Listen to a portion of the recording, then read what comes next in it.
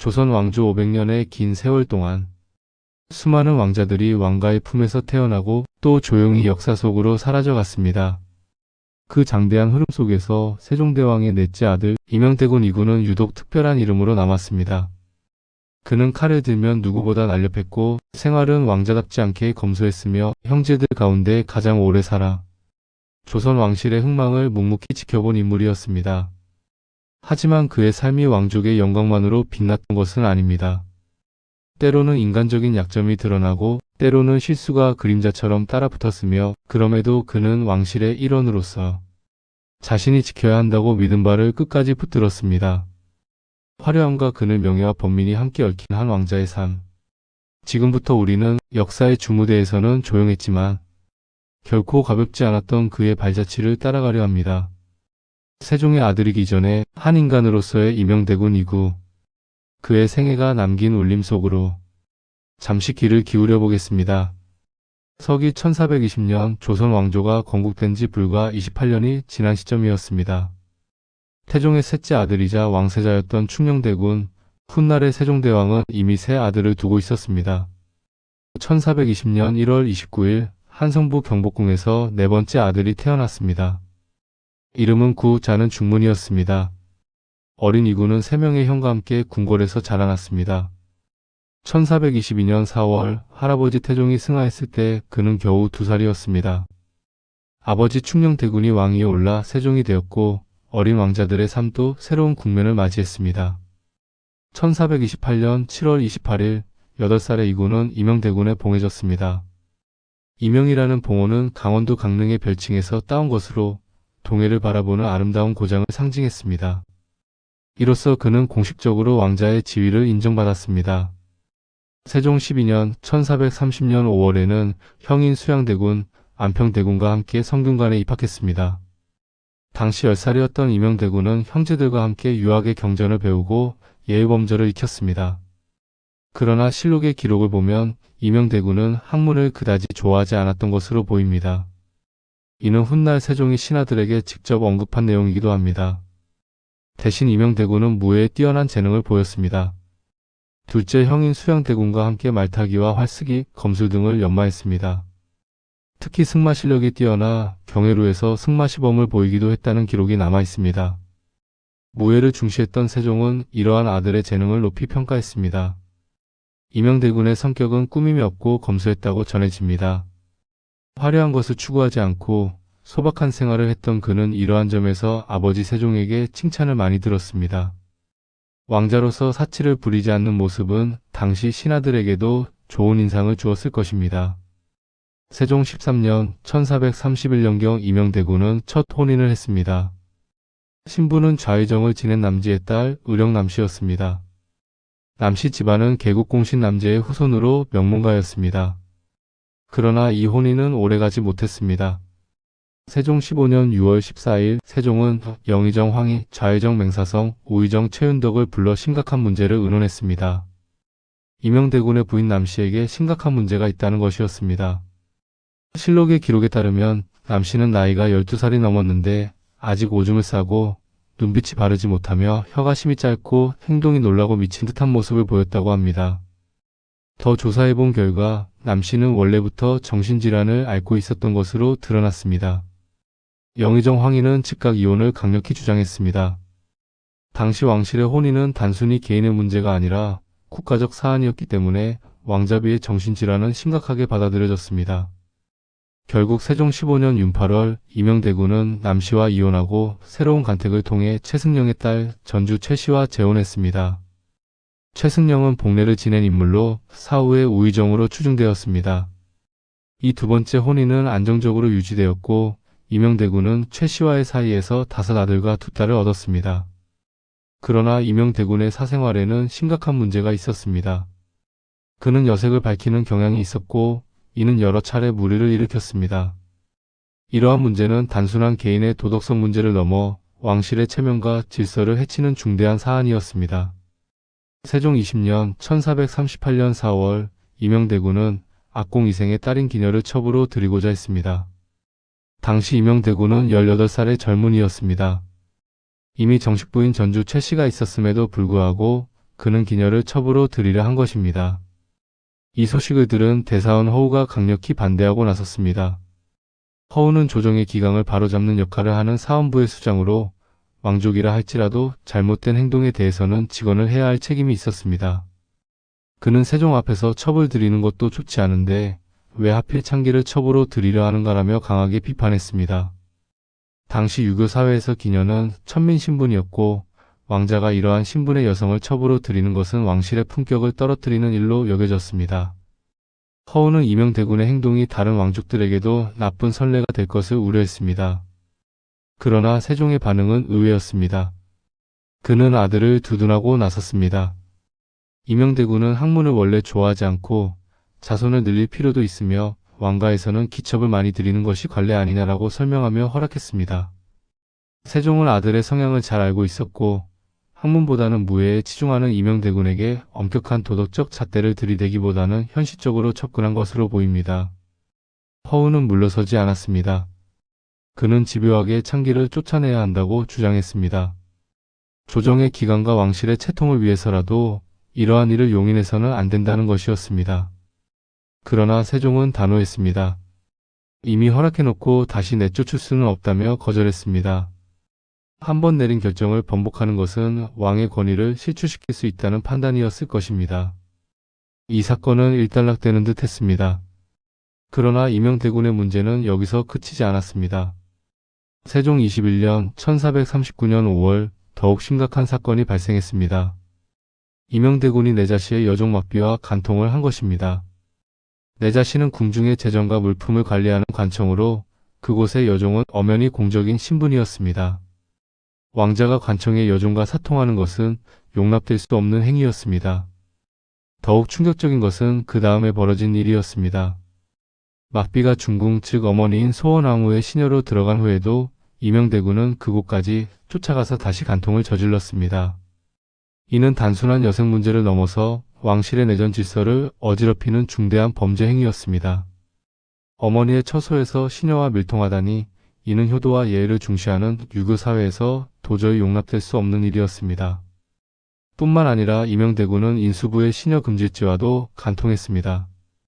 인수부는 왕자들의 생활을 관리하는 관청이었으므로 이곳의 시녀와 관계를 맺는 것도 부적절한 행위였습니다. 이명대군은 자신의 욕망을 전혀 제어하지 못하고 있었던 것입니다. 결국 이러한 행위들이 세종에게 모두 보고되었습니다. 이번에는 아무리 자유로운 아버지 세종도 더 이상 참을 수 없었습니다. 세종은 깊은 실망과 분노를 느꼈을 것입니다. 자신이 이룩한 문화적 업적과 유교적 질서가 자신의 아들에 의해 무너지는 것을 보아야 했기 때문입니다. 세종은 영의정 황희와 좌의정 허조를 불러 이 문제를 의논했습니다. 두 대신 모두 엄중한 처벌이 필요하다는 데 의견을 같이 했습니다. 황희는 이미 이명대군의 첫 번째 혼인 파기 때도 관여했던 인물로 이명대군의 문제를 잘 알고 있었습니다.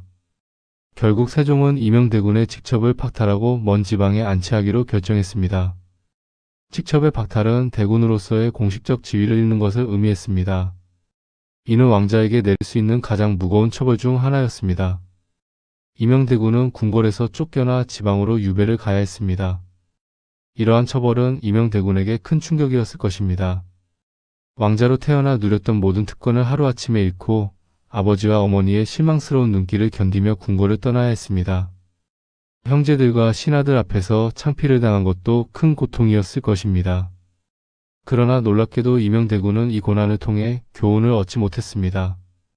아니, 적어도 완전히 배우지는 못했습니다. 세종 23년 1441년 8월 이명대군은 더욱 대담하고 무모한 시도를 했습니다. 그는 여자들을 남장 즉 남자 옷을 입혀 변장시켜서 궁궐의 정문인 광화문을 통해 몰래 들여오려 했습니다. 이는 치밀하게 계획된 행동으로 보입니다. 여자들이 궁궐에 들어갈 수 없으니 남자로 위장하여 정문을 통과하게 하려 한 것입니다. 그러나 이 계획은 실행되기 전에 발각되고 말았습니다. 궁궐의 경비는 생각보다 철저했고 의심스러운 움직임은 곧바로 보고되었습니다. 세종은 이 소식을 듣고 경악했을 것입니다. 한 번의 처벌로는 아들이 변하지 않았다는 사실에 깊은 절망을 느꼈을 것입니다. 세종은 다시 한번 그리고 더욱 엄중하게 이명대군을 처벌했습니다. 직첩뿐만 아니라 과정까지 박탈한 것입니다. 과전은 관료나 왕족에게 주어지는 토지로 경제적 기반을 의미했습니다. 과전을 박탈당한다는 것은 경제적으로도 큰 타격을 받는다는 뜻이었습니다. 이 두 번째 처벌은 첫 번째보다 더 무거웠습니다. 세종은 아들에게 뼈아픈 교훈을 주고자 했을 것입니다. 또한 다른 왕자들과 신하들에게도 왕족이라 할지라도 잘못을 저지르면 엄중한 처벌을 받는다는 것을 보여주려 했을 것입니다.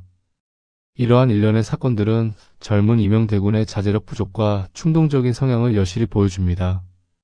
왕자라는 지위에도 불구하고, 아니 어쩌면 왕자라는 지위 때문에 더욱 방종했을지도 모릅니다.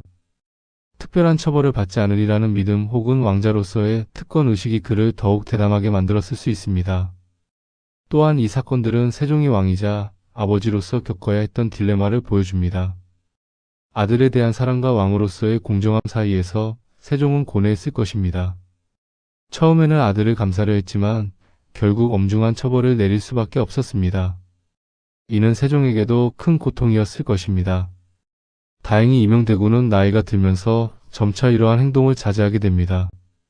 두 차례의 무거운 처벌이 결국 그에게 교훈을 주었던 것으로 보입니다. 또한 결혼 생활이 안정되고 자녀들이 태어나면서 그는 가장으로서의 책임감을 느끼게 되었을 것입니다.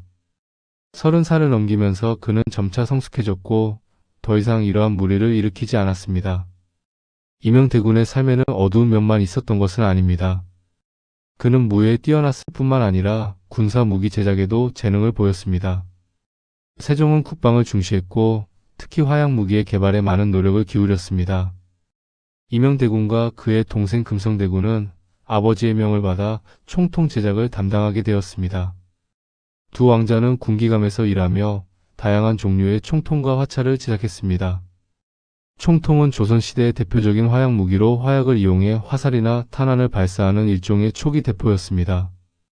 임영대군은 이러한 무기의 성능을 개선하고 제작 과정을 감독하는 중요한 역할을 맡았습니다. 1450년 문종즉 2년에는 마청인 문종의 특별한 명을 받았습니다. 화차를 제작하라는 것이었습니다. 화차는 수레에 여러 개의 총통을 장착한 이동식 다연장 로켓 발사기로 조선의 독창적인 무기였습니다. 임영대군은 이 임무를 성공적으로 완수했습니다. 이러한 활동은 임영대군이 단순히 향락에 빠진 왕자가 아니라 국가의 안보에 기여한 인물이었음을 보여줍니다. 무예 실력과 군사 기술에 대한 이해를 바탕으로 그는 조선의 국방력 강화에 실질적으로 기여했습니다. 또한 실록에는 임영대군이 표범을 사살했다는 기록도 남아 있습니다.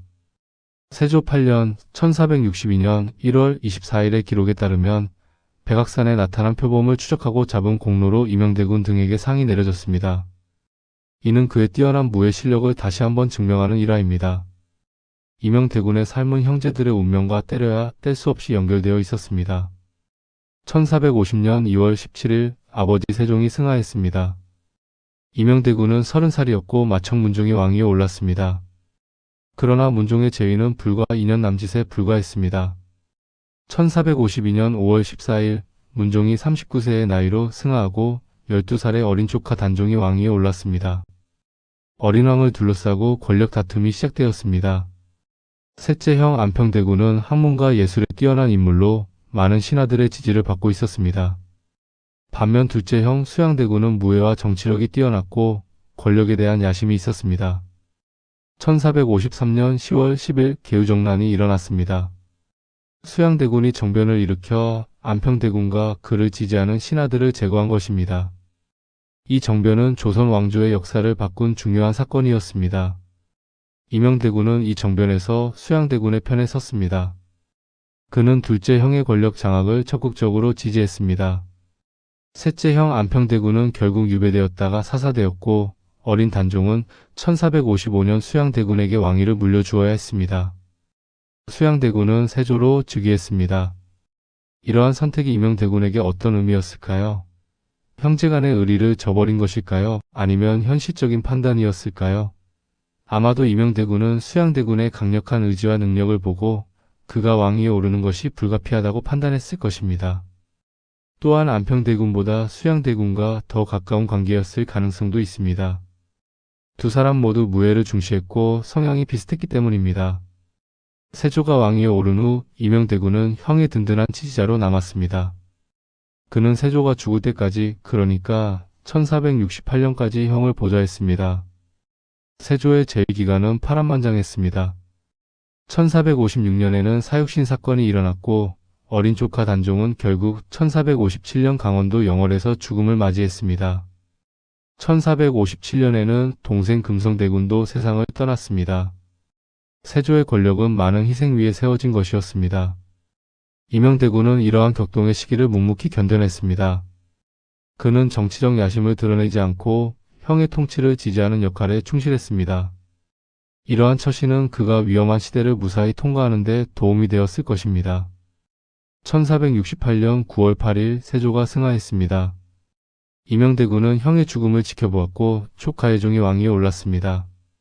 이때 임영대군은 48세였고 세종의 척자들 중에서 유일하게 살아남은 대군이었습니다. 1469년 2월 11일 예종이 즉위한 지 불과 1년여 만에 임영대군이 세상을 떠났습니다. 향년 49세였습니다. 임영대군은 세종의 척자 중 마지막까지 살아남은 대군이었습니다. 마청문종은 1452년에 셋째 형 안평대군은 1453년에 다섯째 동생 광평대군은 1444년에 여섯째 동생 금성대군은 1457년에 일곱째 동생 평원대군은 1445년에 각각 세상을 떠났습니다. 막내 동생 영흥대군도 1467년에 이미 죽었습니다. 그는 아버지 세종 마청문종, 둘째 형 세조, 조카 단종과 예종까지 5명의 왕을 직접 모신 인물입니다. 조선 왕조의 초기 역사에서 가장 격동의 시기를 온몸으로 경험한 증인이었습니다. 임영대군은 3명의 부인과의 사이에서 많은 자녀를 두었습니다. 두 번째 부인 전주 최씨와의 사이에서 5 아들과 2 딸을, 세 번째 부인 안동안 씨와의 사이에서 4 아들과 5 딸을 낳았습니다. 첩 금강매와의 사이에서도 자녀를 두었습니다. 총 9 아들과 많은 딸들이 있었고 이들의 후손은 크게 번창했습니다. 임영대군은 전주 이씨 임영대군파의 파시조가 되었습니다. 자녀들 중 특히 주목할 만한 인물은 차남 구성군 이준입니다. 구성군은 1467년 이씨의 난이 일어났을 때 이를 진압하는 데 큰 공을 세웠습니다. 그 공로로 20대 젊은 나이에 병조판서에 올랐고 훗날 영의정까지 지냈습니다.